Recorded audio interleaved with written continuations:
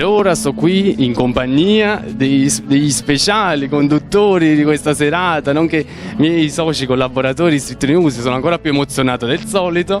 Maurizio Viviani Chierchia e poi e Maria Zuozzo. Ciao, ciao.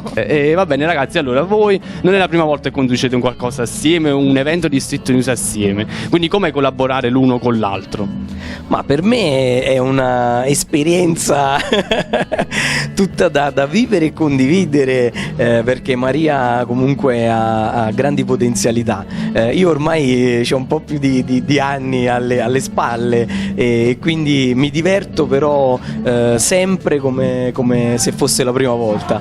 Io invece vedo Maurizio un po' come un mentore, perché adesso sto muovendo i primi passi nel campo della presentazione, in quello che un po' è il campo speciale di Maurizio Viviani, quindi per me è un po' come l'insegnante, quello da seguire, le orme da seguire, quindi stare qui per la seconda volta insieme a Maurizio è una cosa che mi arricchisce ancora di più.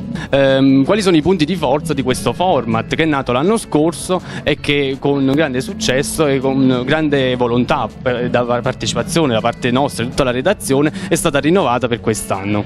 Sì, allora qui io faccio i complimenti in primis al direttore di Street News Davide Napoletano e poi a tutta la redazione, perché questo è un talent che possiamo dire è parte un po' di Street News, perché dà la possibilità a giovani come i giovani che ci sono in questa redazione di mettersi in mostra, di crescere in un concorso così piccolo, ma che dà la possibilità a talenti, a coloro che hanno una voce da mettere in campo. Sembra una cosa piccolina, una sciocchezza, dici vabbè creiamo qualcosa per il paese, però in realtà è qualcosa che in un futuro può valere tanto per chi partecipa oggi. Quindi in bocca al lupo a tutti i ragazzi e ciao!